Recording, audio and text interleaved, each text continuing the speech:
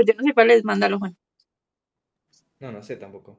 ¿Tienes, Camila? Mm, No, sí lo tengo. Pues ahora Ah, les preguntaba. eso es, mejor. A ver, ya les comparto. Espérenme.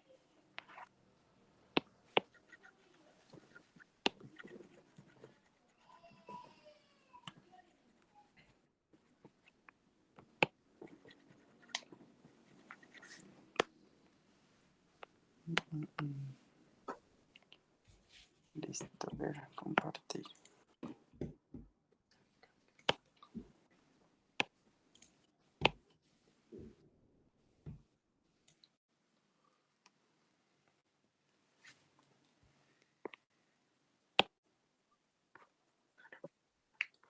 Ahí sí están viendo, ¿no?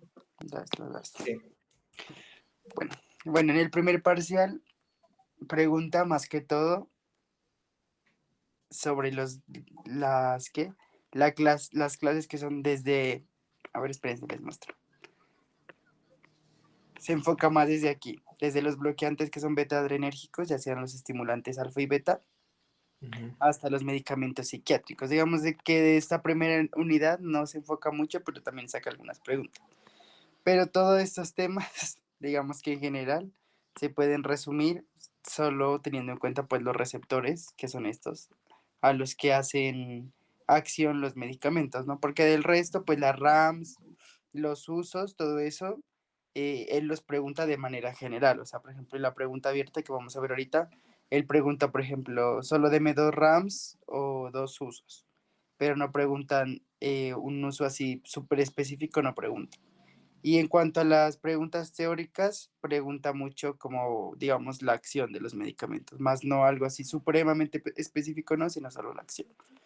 Entonces vamos a hacer un resumen de absolutamente todos los receptores que hay, tanto del simpático y el parasimpático, y después vamos a ver como los principales medicamentos, o sea, los más importantes, porque todos esos no preguntan, pero los más importantes de cada grupo, y al final hacemos el parcial. Listo. Entonces vamos a empezar haciendo, pues recordando prácticamente la separación del sistema nervioso. Entonces ustedes saben que el sistema nervioso pues se dividía en dos, ¿no? El sistema nervioso central y el sistema nervioso periférico. Y de aquí el que más nos va a interesar va a ser el sistema nervioso autónomo. Entonces el sistema nervioso autónomo es un sistema que, como su nombre lo indica, pues un sistema que no depende de la voluntad, sino que los órganos se van a inervar, digamos que, y van a cumplir sus funciones de manera automática. Entonces para eso tenemos dos. Entonces este cuadro se los tienen que aprender porque pues es la separación del simpático y el parasimpático. Entonces el simpático siempre va a tener las raíces toracolumbares y el parasimpático son craneosacras. Entonces, el principal neurotransmisor del parasimpático pues, va a ser la acetilcolina y del simpático va a ser la adrenalina. Entonces, ¿por qué aquí aparece que hay una neurona pre y después una neurona post? Porque, a ver, espérense, ojalá esté acá el dibujo. Eso. Miren que aquí en las inervaciones nosotros tenemos la médula, que es esta que está central acá, y esta médula va a tener, como decir, unas raíces nerviosas. Entonces aquí hay un cuerpo de una neurona, supongamos, que va a lanzar su axón y se va a conectar con la segunda neurona. Y esta segunda neurona pues ya manda su inervación hacia los órganos efectores. Entonces, esta de aquí, esta primera conexión es lo que se conoce como la primera neurona. O sea, la neurona preganglionar, es decir, como decir antes de la segunda conexión. Y después de aquí hasta el órgano efector pues es la segunda neurona como tal. Entonces, tanto para el simpático o el parasimpático, pues la primera preneurona, digámoslo así, va a estar dada por la acetilcolina. Sin embargo, una vez pues ya se dividen, ¿no? En simpático o parasimpático, pues del simpático se encarga la adrenalina y el parasimpático la acetilcolina. Porque eso sabe preguntar el profe en algún parcial, nos preguntó eso, por si le llega a preguntar. Entonces el primer neurotransmisor pues va a ser la acetilcolina del parasimpático. Y del simpático, pues va a ser la adrenalina o la noradrenalina, que ya vamos a ver más adelante para que es más específica una o la otra. Y digamos que la distribución del parasimpático va a ser más localizada y del simpático va a ser más difusa. Entonces ahorita vamos a ver unos ejemplos como el simpático por lo general está, como decir, más, inerva más órganos que el parasimpático. ¿Listo? Y los tipos de receptores, pues ya sabemos que el simpático son alfa, principalmente los alfa 1. Ya vamos a hacer ahorita un resumen. Y de los beta son los beta 1, los beta 2 y los beta 3. Y por otro lado, el simpático va a tener el tipo de receptores que son dos, los muscarínicos y los nicotínicos. Y ya vamos a ver para qué es cada uno, porque dependiendo de ese receptor, pues va a tener la acción. ¿Listo? Entonces miren aquí. Entonces en el corazón, los principales receptores que vamos a tener, pues son los receptores beta 1. Digamos que beta 1 se encargaban de tres funciones principales, ¿no? Que se tienen que acordar. Aumentaban la frecuencia cardíaca, aumentaban la contractilidad y finalmente hacían vasodilatación coronaria. ¿Listo? Hacían vasodilatación coronaria. Entonces, ¿por qué en el corazón va a actuar principalmente la adrenalina? Entonces, ¿por qué el corazón, digamos que se encargaba los receptores beta 1 más el simpático que el parasimpático? O sea, ¿a qué me refiero con esto? Digamos que el corazón tiene cierta inervación, ¿no? Entonces, en rojo voy a hacer la inervación del parasimpático. Entonces, el parasimpático prácticamente solo llega al nodo sinusal, que está aquí, en la aurícula derecha. En cambio, el parasimpático tiene inervación tanto del nodo sinusal como de las fibras de Purkinje y de los ventrículos. Digamos que tiene una inervación mayor. ¿Eso qué quiere decir? Que el simpático va a controlar aún más al corazón que el parasimpático. Entonces, supongamos que tenemos una reacción de lucha o huida porque nos van a robar, pongámosle así. Entonces el corazón se va a acelerar de una manera más rápida. Pero para que el corazón regrese a su estado normal, se va a demorar un tiempo. Porque el parasimpático no tiene la inervación ¿cómo decir? No cubre tanto al corazón como así lo hace el simpático. Entonces, en los vasos sanguíneos vamos a tener los más importantes son los alfa 1 y los beta 2. Entonces, en los alfa 1 van a actuar principalmente la noradrenalina. Entonces, vamos a ver más adelante que pacientes que tengan una vasodilatación sistemática, o sea, en todo el cuerpo, pues lo que nos va a importar más es utilizar la noradrenalina para contraer los vasos a nivel de todo el cuerpo y que el paciente no entre en un estado que se conoce como shock. Entonces, ¿qué es el shock? Es que el paciente por la vasodilatación que tiene sistémica, ingresa en un estado de hipotensión. Entonces disminuye la presión arterial tanto, los tejidos no se perfunden y el paciente pues puede morir. Entonces los alfa 1 van a causar vasoconstricción y los beta 2 van a causar vasodilatación por la noradrenalina. Entonces recordemos, corazón actúa la adrenalina y en los vasos sanguíneos actúa la noradrenalina. Posterior a eso, pues tenemos los receptores adrenérgicos que van a estar a nivel bronquial. Entonces ellos se van a encargar principalmente de hacer la broncodilatación, es decir, abrir el vaso. Cuando los vasos sanguíneos se abren, pues se aumenta la ventilación pulmonar y se favorece el intercambio gaseoso. Sin embargo, pues va a haber algunos medicamentos que vamos a necesitar que esas vías respiratorias cuando se cierran, pues actúen sobre esos receptores para abrirlos. Tal es el caso, por ejemplo, de la adrenalina. La adrenalina, ya vamos a ver más adelante, que es un medicamento que no solo actúa en los beta 1, sino que también va a actuar en los beta 2. O sea, no es un medicamento que sea selectivo. Puede actuar tanto a nivel de corazón como a nivel respiratorio. ¿Listo? Y finalmente vamos a ver dos órganos. Aquí falta el riñón.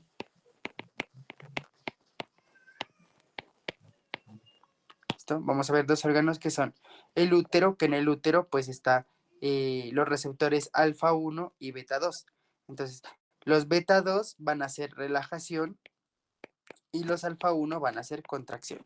¿Para qué nos interesa saber esto en el útero? Pues porque si un paciente, por ejemplo, una paciente está teniendo muchas contracciones, pues puede tener un embarazo pretérmino. Entonces, relajar o bloquear esos receptores nos va a permitir que el bebé pues permanezca más tiempo dentro del útero y pues pueda nacer de una mejor manera y no salga prematuro. Y los receptores del riñón, que son los alfa 1, van a hacer la contracción de la vejiga. ¿Listo? Es decir, van a conseguir que la vejiga esté contraída, esté tensa y no permita tanto como, digamos, el buen flujo, sino que el músculo detrusor mantenga esa tensión como dentro de la vejiga. Vamos a ver más adelante que bloquear estos receptores pues nos va a servir para que el paciente pueda orinar mejor, o sea, relaja el músculo y la orina es más fácil que salga. ¿Listo? Digamos que aquí hay un resumen de todo lo que les dije, pero los más importantes siempre van a ser, como les dije, el corazón, con los receptores beta 1, los vasos sanguíneos, los bronquios, el útero y el riñón, pues que no está ahí. Hay otros medicamentos, por ejemplo, que actúan a nivel del ojo. Ustedes saben que en el ojo el parasimpático es el que hace miosis, o sea, el que hace el ojito chiquito, y el simpático es el que hace midriasis. Entonces, ¿por qué el simpático hace el ojo grande, o sea, dilata la pupila? Porque como el simpático siempre es de lucha huida, entonces en un momento que necesitemos tener la adrenalina más elevada, va a abrir la pupila para que entre más luz al ojo y podamos observar mejor. Entonces esa es la razón por la cual el ojo, el simpático en el ojo dilata la pupila. Listo. Entonces, una vez que tenemos ese resumen ya de todos los receptores del simpático, porque el parasimpático pues es todo lo contrario, ¿no? Al simpático. Entonces, si en el ojo, por ejemplo, el simpático dilata la pupila, el parasimpático va a ser miosis. Y así sucesivamente. En el corazón, pues el simpático aumenta la frecuencia cardíaca, la excitabilidad, la contractilidad, pues el parasimpático va a ser lo opuesto. Entonces, dependiendo de eso, pues vamos a tener, digamos que las reacciones adversas y los usos. Entonces, por ejemplo, aquí la primera categoría, que van a ser los estimulantes alfa-adrenérgicos, pues van a ser aquellos que me van a estimular los receptores alfa. Entonces, como son los receptores alfa 1, ustedes saben que van a hacer vasoconstricción. Entonces, todos los medicamentos que usemos que sean alfa-adrenérgicos, pues me van a causar vasoconstricción. Entonces, aquí vamos a tener tres grandes grupos que van a ser los vasopresores, los descongestionantes de la mucosa y los medicamentos para el resfriado común. Entonces, ¿qué va a ser un vasopresor o cómo se van a utilizar estos medicamentos? Pues en situaciones donde necesitemos aumentar la presión arterial. Entonces, causan una intensa vasoconstricción y al disminuir el calibre del vaso, pues disminuyen el flujo sanguíneo. Entonces, órganos como tal, por ejemplo, el riñón, se van a ver afectados porque al cerrar ese vaso al cerrar el vaso, disminuye el flujo sanguíneo al riñón y él empieza, digamos que, a necrosarse, ¿no? A morirse por falta de oxígeno. Y también van a causar un aumento en la presión pulmonar y venosa, porque los vasos sanguíneos que estaban normales, al vasoconstreñir, aumentan la presión que hay dentro de los vasos y la sangre pues se va a mover a una mayor velocidad.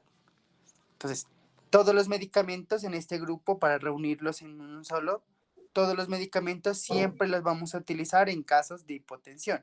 ¿Por qué? Porque si esos medicamentos hacen vasoconstricción, entonces ustedes tienen que recordar siempre la fórmula que la presión arterial va a ser el gasto cardíaco por la resistencia vascular periférica. Entonces, el gasto cardíaco se divide en dos, ¿no? El volumen sistólico y la frecuencia cardíaca. ¿Listo? Entonces, si aumenta la resistencia vascular periférica, aumenta la presión arterial. Si aumenta el gasto cardíaco, aumenta la presión arterial, porque son directamente proporcionales. Y como el gasto cardíaco es el volumen sistólico por la frecuencia cardíaca, da igual, porque me daría la fórmula, pues si ya reemplazo todo, me daría presión arterial igual a volumen sistólico por frecuencia cardíaca por resistencia vascular periférica. Entonces, si aumenta la frecuencia cardíaca o el volumen sistólico, también aumenta la presión arterial. Entonces, ¿en qué casos vamos a utilizar un medicamento que aumente la presión arterial? Pues en pacientes que sean hipotensos principalmente. Entonces, estos pacientes que son hipotensos, al darles este medicamento les aumentamos la presión arterial. ¿Listo? Entonces, Digamos que ese tipo de medicamentos también los podemos utilizar en pacientes que tienen algo que se conoce como hipotensión ortostática. Es decir, pacientes que están acostados en la cama y que cuando se levanta el flujo sanguíneo no alcanza a compensar la caída tan brusca de la presión arterial y esos pacientes se desmayan. ¿Listo? Es lo que nos ha pasado pues a todo el mundo cuando se levanta muy rápido de la cama y se mareas, es porque todavía no compensa el flujo de sangre al cerebro. ¿Listo? Sin embargo, pues también los podemos utilizar como descongestionantes de la mucosa tópica. ¿Por qué? Porque recuerden que las glándulas son unas estructuras así, ¿no? Unas estructuras tubulares. Y ellas están inervadas por vasos sanguíneos. Supongamos que ese es un vaso sanguíneo. ¿Listo? Entonces, ¿de dónde obtienen las glándulas los recursos para mandar hacia la cavidad que necesitan? Entonces, de los vasos sanguíneos. Supongamos que aquí tengo, no sé, agua, y esta agua tiene que pasar del vaso sanguíneo hacia la célula de la glándula y ser expulsada hacia la, pues hacia la cavidad donde vaya a ser expulsada, llámese estómago, intestino, útero, vejiga, etc.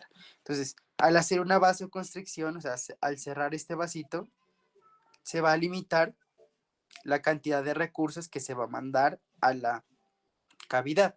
Entonces, la glándula, por ejemplo, si era una glándula productora de moco y cerramos estos vasos sanguíneos, pues ella va a producir menos moco y por lo tanto, pues menos congestión. Es por eso que se llaman descongestionantes de la mucosa. Entonces, va a haber descongestionantes tanto para nivel oftálmico, que son la fenilefrina y la tetrahidrosolina, o descongestionantes a nivel nasal, que se utilizan principalmente para la rinitis alérgica, que sería la oximetazolina. Bueno, eso que actúan sobre los receptores y disminuyen el flujo y la congestión, ya lo expliqué, etc. Sin embargo, pues estos medicamentos hay que tener mucho cuidado porque ellos hacen una cosa que se conoce como fenómeno de rebote.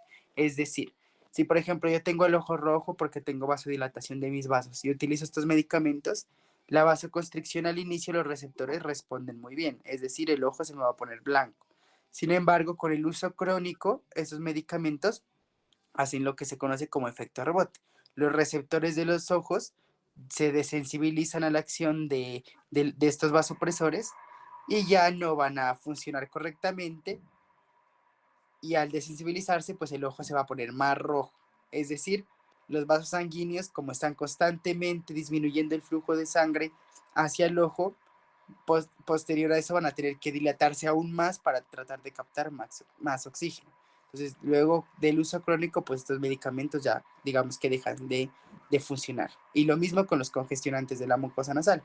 Al inicio puede que te descongestionen de las vías respiratorias y después te empeora el cuadro y la mucosa, por la misma protección que tiene al sentirse seca, va a producir una doble cantidad de moco. ¿Listo? Entonces, ¿en qué pacientes no les vamos a dar estos medicamentos? Pues si ellos me aumentan la presión arterial porque hacen vasoconstricción, pues en pacientes hipertensos no los voy a dar porque les empeoraría el cuadro. Y menos en pacientes hipertiroideos. Ustedes tienen que tener en cuenta que todo paciente hipertiroideo tiene la frecuencia cardíaca aumentada. ¿Por qué?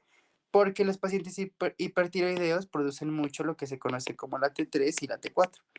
¿Y qué hace la T3 y T4? Aumentan la cantidad de metabolismo en las células. Entonces, al aumentar la cantidad de metabolismo en las células, recordemos que el corazón pues tiene los miocardiocitos, entonces también les aumentan los miocardiocitos su metabolismo y por lo tanto ellos se contraen con mayor rapidez. Entonces, todo paciente hipertiroideo tiene aumentada la frecuencia cardíaca. Entonces, no le voy a dar un medicamento que le empeore eso. ¿Listo?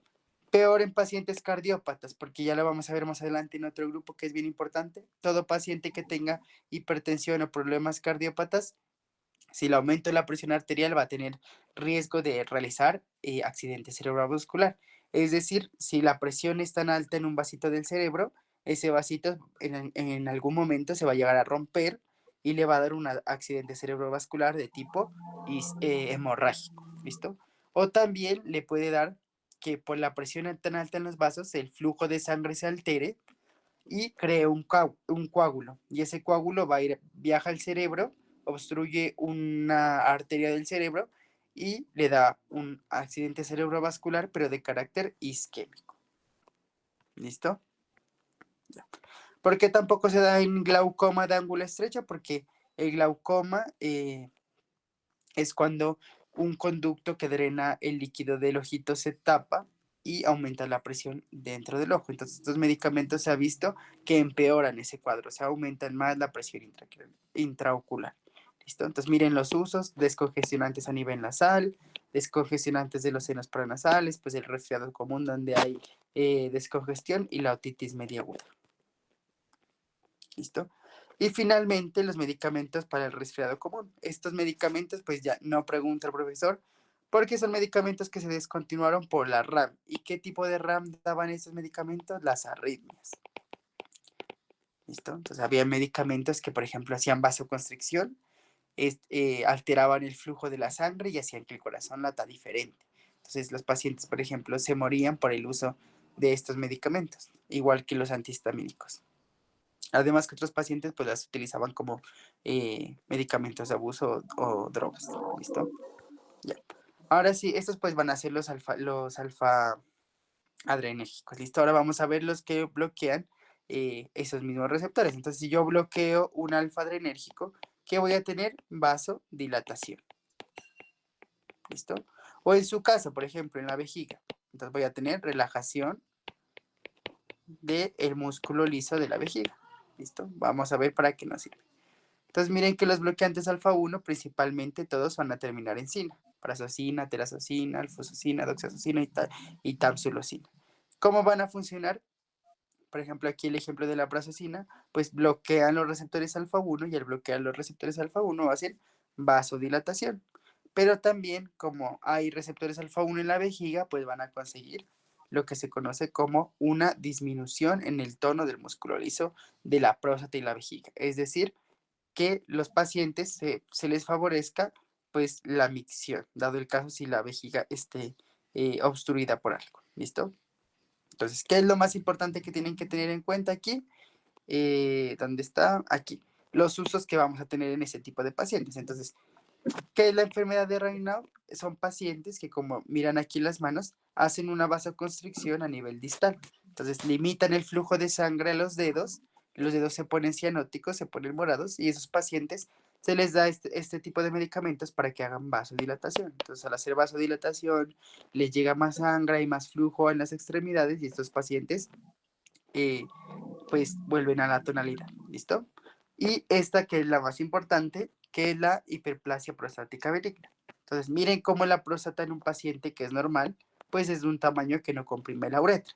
Entonces, cuando hay pacientes que tienen hiperplasia, las células aumentan de la próstata y comprimen la uretra, haciendo que el paciente no pueda orinar. Entonces, estos medicamentos que bloquean los receptores alfa 1 en la vejiga y en la próstata hacen que este músculo se haga más flácido, digamos, se relaje, disminuyen el tono de esto.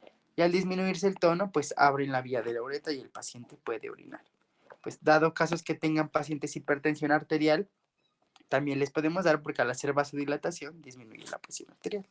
Entonces, ¿cuáles van a ser los medicamentos que usamos principalmente para los pacientes con hiperplasia prostática benigna? Los tres: la terazosina, la doxazosina, la alfusocina y la tamsulosina. Pero ¿cuál se prefiere más de los tres? La tamsulosina. ¿Por qué? Porque ya tiene uroselectividad.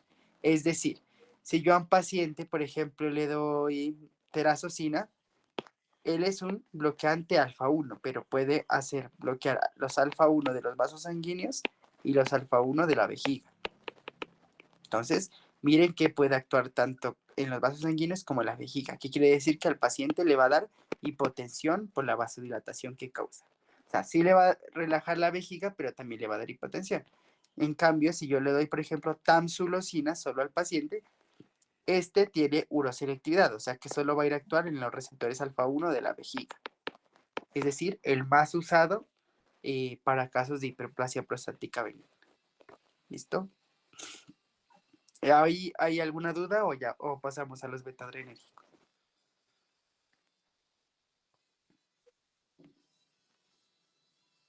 No, Camilo. Listo. Ahora vamos a pasar a los receptores beta adrenérgicos. Entonces, primero los que nos van a estimular los receptores beta. Entonces, si nos estimulan los receptores beta, entonces vamos a tener principalmente aumento de la frecuencia cardíaca, de la contractilidad y vasodilatación coronaria. Y si nos estimulan los beta 2, pues tenemos broncodilatación. Listo. Entonces vamos a empezar que los estimulantes beta adrenérgicos principalmente van a ser los que actúan a nivel respiratorio. ¿Listo? Entonces, ¿cuáles van a ser esos receptores beta adrenérgicos? Pues aquellos que van a ser selectivos beta 2, es decir, en pacientes que tengan problemas respiratorios, llámese POC, asma, pacientes que ya tienen las vías respiratorias tan cerradas que necesitamos que un medicamento actúe como un agonista, o sea, se acopla el receptor y lo estimule para que haga broncodilatación. ¿Listo? Entonces tenemos principalmente tres categorías, los de acción rápida, los de acción intermedia y los de acción prolongada. ¿Listo?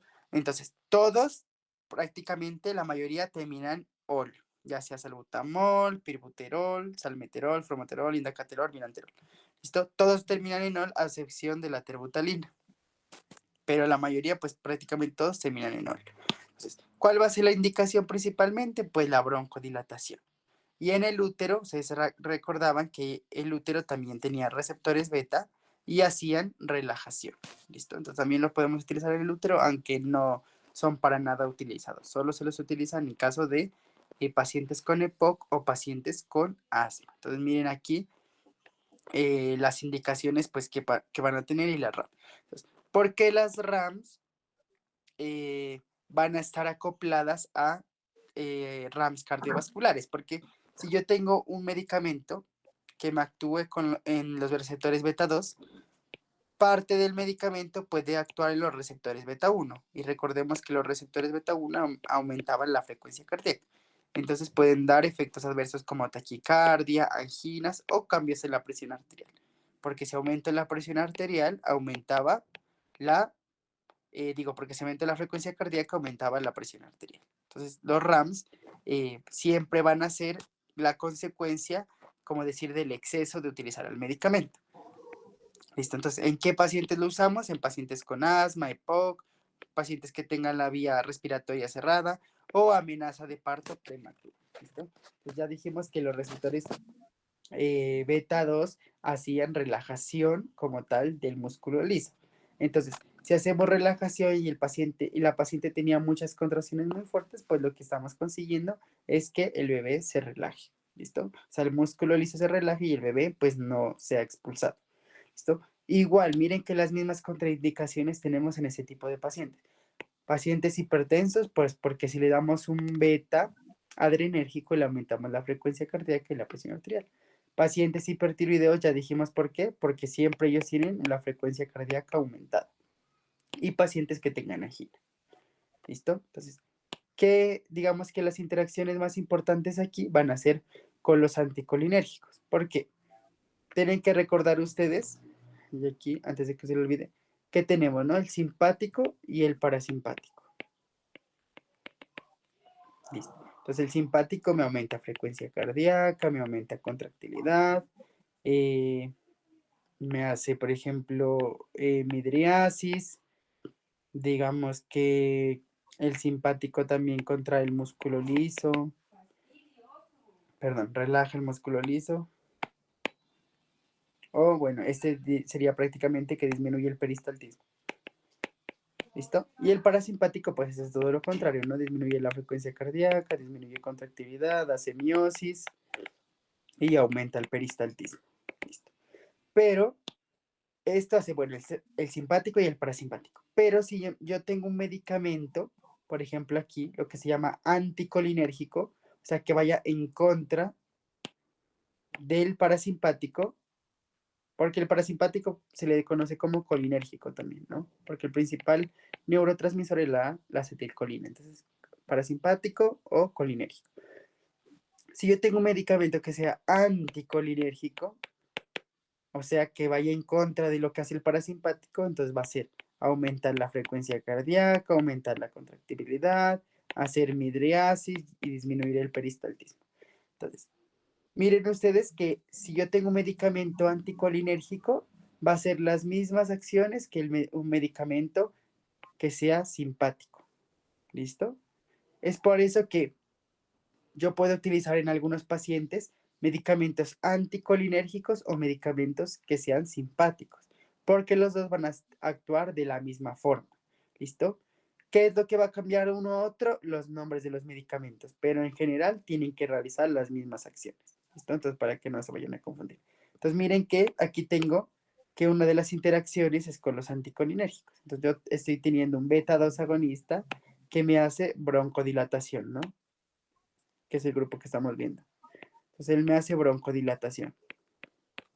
Entonces, si yo le doy un medicamento anticolinérgico, quiere decir que le voy a dar prácticamente un simpático. Entonces, ¿qué hacen los simpáticos en el sistema respiratorio como la adrenalina? También broncodilatación. Entonces, si yo le doy un beta 2 más un simpático y ambos hacen broncodilatación, esto es como si se sumaría. Entonces, potencian los efectos, abren aún más la vía respiratoria, pero aún así las RAMs también se potencian y también es peligroso. ¿Listo? Entonces no puedo dar medicamentos que potencien tanto la acción de uno u otro medicamento. ¿Listo? Y por el otro lado está lo contrario. Entonces miren que aquí yo estoy dando un beta 2 que es agonista. Si yo lo combino con un bloqueador beta 2, o sea, el contrario, antagonista, no estoy haciendo nada, porque si uno excita el receptor y otro bloquea el receptor, pues prácticamente el paciente se queda como si no tuviera nada. ¿Listo? Entonces yo nunca puedo dar un alfa adrenérgico estimulante contra y al mismo tiempo darle un alfa bloqueante, porque estoy haciendo toda la acción contraria. ¿Listo? Ya. ¿Hay alguna duda?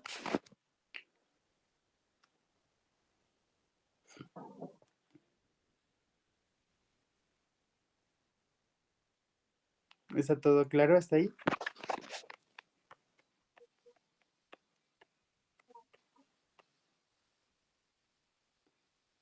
¿Sí me están escuchando o se me cortó? Así está bien, Camilo. Allá. Listo. Ahí se sigue viendo la pantalla todavía, ¿no? Ya. Entonces, digamos que listo. Esos van a ser los que estimulan los receptores beta, que en resumidas cuentas van a ser para el aparato respiratorio, ¿no? Broncodilatación. Ahora vamos a ver los que son los contrarios, pues los bloqueantes beta, es decir, aquellos medicamentos que si son bloqueantes beta 1 o beta 2 me van a causar broncoconstricción, o sea, broncoconstricción, pues cerrar las vías respiratorias o disminución de la frecuencia cardíaca, disminución de la contractilidad y pues con el consiguiente disminución de la presión arterial. ¿Listo? Entonces miren que disminuir la presión arterial en un paciente, pues yo sí voy a necesitar. O sea, en casos de que tenga un paciente hipertenso, por ejemplo. Pero hacer broncoconstricción, pues yo jamás voy a utilizar en un paciente. O sea, no va a haber un medicamento que me ayude a cerrarle las vías respiratorias a un paciente porque no tiene ninguna utilidad clínica. Entonces, ¿en qué medicamentos nos vamos a centrar? En los medicamentos para los hipertensos. ¿Listo? Entonces, estos bloqueantes beta-adrenérgicos pues van a ser los ideales, los que sean más selectivos contra los receptores beta 1. Entonces, ¿qué quiere decir que sean selectivos? Pues que van a causar disminución de la presión arterial. ¿Qué es no selectivo? Que actuaría en beta 1 y en beta 2. ¿Listo? Entonces, beta 2 haría dilatación. Entonces, yo lo que necesito hacer es que el paciente solo me actúe en los receptores coronarios, no en los receptores respiratorios. Aunque pues hay algunos que no son selectivos. ¿Listo? Entonces, mire, por eso la clasificación los divide entre no selectivos, o sea, los que actúan en beta 1 y en beta 2, y los cardioselectivos, los que solo bloquean receptores beta 1. ¿Listo? Sin embargo, pues va a haber otra clasificación que va a ser los que son vasodilatadores. Es decir, va a haber aquellos, digamos, medicamentos que van a bloquear a nivel alfa de los vasos sanguíneos. Por ejemplo, entonces tenemos el vaso sanguíneo, aquí está el endotelio, y ellos van a tener unos receptores que van a ser los alfa 1, ¿no? Entonces va a haber medicamentos que van a actuar a ese nivel, lo bloquean y por lo tanto se va a dar la vasodilatación. ¿Listo? Pero también podemos tener aquellos que no actúan sobre receptores directamente, sino que favorecen la liberación de óxido nítrico. Es decir, en los vasos sanguíneos, aquí está el endotelio de las células, va a haber la liberación del endotelio de dos sustancias. La endotelina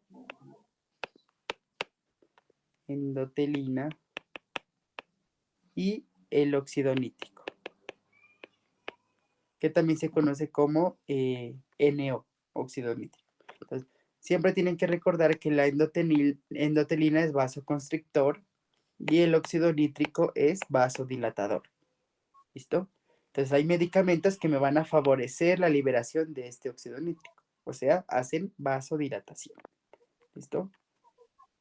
Entonces, ¿para qué me van a servir principalmente esos medicamentos? Pues todos los pacientes que necesiten, aquí están los usos, disminuir su presión arterial. Entonces, pacientes hipertensos, pacientes que tengan arritmias, porque si el corazón está latiendo muy rápido, muy rápido, lo que yo necesito es disminuirle la frecuencia cardíaca para que él lata pues en un rango de normalidad.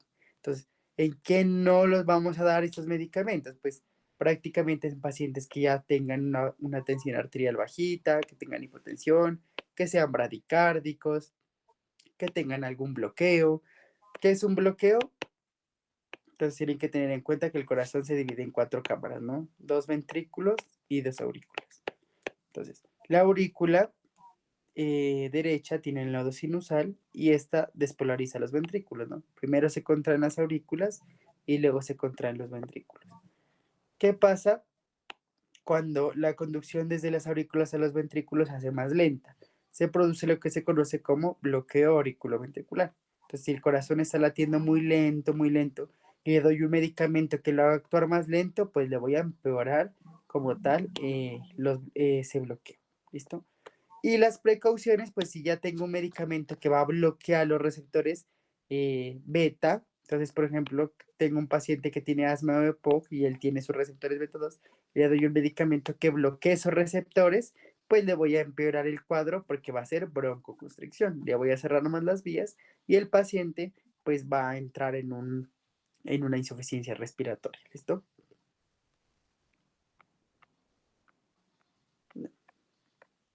Y finalmente, pues las interacciones, como ya lo dijimos, pues dependiendo de con qué medicamento se vaya a unir, pues va a empeorar o no. Pues los calcio antagonistas, ustedes tienen que recordar que el potencial eléctrico del corazón va más o menos así, ¿no? Entonces aquí actúa el sodio, después actúa el calcio y finalmente actúa el potasio. Entonces los calcio antagonistas interrumpen que el corazón se despolarice, o sea, que se contraiga. Entonces, si yo le doy un medicamento que le baje la frecuencia cardíaca y a eso le estoy sumando medicamento que bloquee que el corazón que se contraiga, lo que vamos a hacer es que el corazón entre en una bradicardia severa. ¿Listo? Listo. Y ahora finalmente, pues ya para terminar con el tema de los adrenérgicos, del simpático, va a haber todos los medicamentos que me actúen hacia nivel de los receptores alfa y beta. Entonces ya vimos los medicamentos que me actuaban sobre los alfa y ya vimos los medicamentos que me actuaban sobre los beta. Entonces ahora vamos a ver los medicamentos que actúan sobre alfa y beta.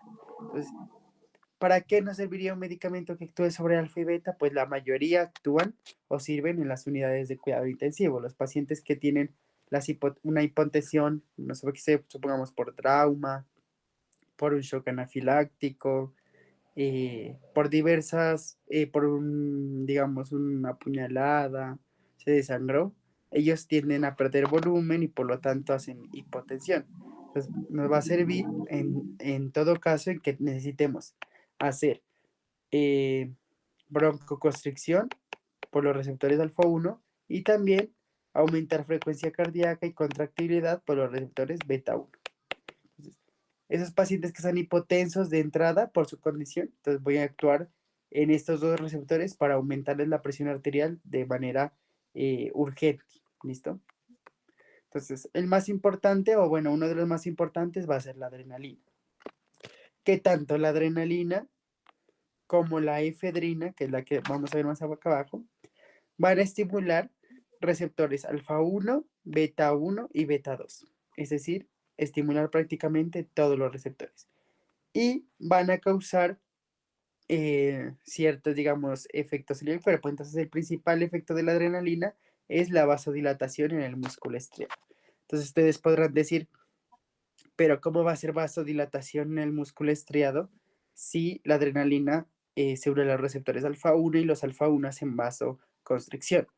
Pues resulta que los vasos sanguíneos tenían dos tipos de receptores, ¿no? Los alfa 1 que hacían broncoconstricción y los beta 2 que hacían vasodilatación. Resulta que la adrenalina en el músculo se pega a los receptores beta 2. Y al pegarse a los receptores beta 2 en el músculo esquelético, ella lo que va a conseguir es una vasodilatación. ¿Cuál es el sentido de esto? Pues que la adrenalina pertenece al simpático y el simpático nos favorece la lucha o la huida en situaciones de estrés. Entonces, supongamos que nos van a atracar y se activó el simpático. Entonces, lo que necesita el cuerpo es mandar la sangre, que haya más sangre, o sea, los vasos sanguíneos se dilatan en los músculos para que le llegue más sangre. Y al haber más sangre en los músculos, les llega más oxígeno. Y al haber más oxígeno, los músculos pueden utilizar ese oxígeno para transformarlo en energía y que nosotros podamos salir corriendo de manera más rápida. ¿Listo? Entonces, por eso, en los músculos, la adrenalina va a ser vasodilatación. ¿Listo? Y la adrenalina junto a la efedrina, que es otro medicamento que se utiliza, van a hacer el mismo efecto, vasodilatación en músculo estriado. ¿Listo? Entonces, adrenalina y efedrina, vasodilatación en músculo estriado. El caso contrario es el caso de la noradrenalina, que la noradrenalina es el medicamento que no va a hacer vasodilatación en el músculo estriado, sino que él disminuye el flujo, o sea, va a ser vasoconstricción en el músculo estriado. ¿Por qué? Porque la noradrenalina tiene más afinidad por los receptores alfa 1. Entonces, ¿se acuerdan que yo les dije que en el corazón actuaba más la adrenalina en los receptores beta 1 y en los vasos sanguíneos actuaba más la noradrenalina por los receptores alfa 1? Entonces, ahí está la respuesta. Entonces, la adrenalina tiene más afinidad por receptores beta en los vasos sanguíneos y por eso hace vasodilatación. Pero la noradrenalina sí hace vasoconstricción. ¿Listo? Entonces, todos estos medicamentos, digamos que se utilizan en situaciones de que la persona tenga la presión arterial muy bajita. Entonces, miren que, ¿dónde están los usos? Aquí. Vamos a utilizarlos en pacientes con la tensión arterial muy bajita, en reacciones alérgicas. ¿Por qué en reacciones alérgicas? Porque en un paciente, supongamos que lo pica una abeja, se hace una descarga por los basófilos, los eosinófilos, de histamina. ¿Listo? Y la histamina genera dos efectos en el cuerpo: vasodilatación y genera broncoconstricción. ¿Listo? Entonces, en un paciente que tenga una descarga de histamina, va a hacer vasodilatación, es decir, va a caerse su presión arterial, y al hacer broncoconstricción se le cerrarían sus vías respiratorias. Entonces, el paciente ingresaría en una insuficiencia respiratoria. ¿Qué medicamento utilizamos en este caso? La adrenalina. Entonces, la adrenalina actuaría tanto en los receptores alfa 1, haciendo lo que se conoce como vasoconstricción, y actuaría en los receptores beta 1, aumentando la frecuencia cardíaca y aumentando la contractilidad. Pero también actúa en los receptores beta 2, haciendo broncodilatación. Entonces, miren que la adrenalina me cubre tanto en la vasodilatación, porque mejora todas las características para que aumente la presión arterial, y me cubre la broncoconstricción porque ya hace broncodilatación. ¿Listo? Entonces, por eso en esos casos de shock anafiláctico o alergias, la adrenalina es como la que más se utiliza. ¿Listo? Y la efedrina va a tener una indicación bastante especial, que es que ella va a contrarrestar los efectos hipotensores de la anestesia. ¿Listo? Entonces hay pacientes que son llevados a cirugía, que se les disminuye tanto la presión arterial, que el anestesiólogo utiliza la efedrina para aumentar esa presión arterial. Pues como ella hace vasoconstricción alfa 1 y beta 1, pues ella va a mejorar el patrón cardiovascular en este paciente y va a aumentar su presión arterial. Entonces esa es la única indicación que va a tener la efedrina. ¿Listo? No tiene más indicaciones. Y posterior a eso, pues tenemos la noradrenalina, que ya dijimos que la noradrenalina va a ser más afín a los receptores alfa 1. ¿Listo? Entonces, ¿cuándo vamos a utilizar la noradrenalina? En pacientes que necesitamos hacer vasoconstricción de los vasos sanguíneos de manera sistemática. ¿Listo? ¿Esto cuándo va a pasar? Sobre todo en pacientes que tengan estados de shock. Entonces, ¿qué es un paciente con estados de shock?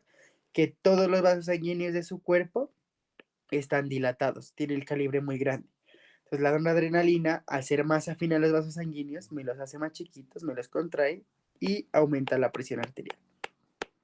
¿Listo? También pues vamos a utilizarla en casos de resucitación cardiovascular.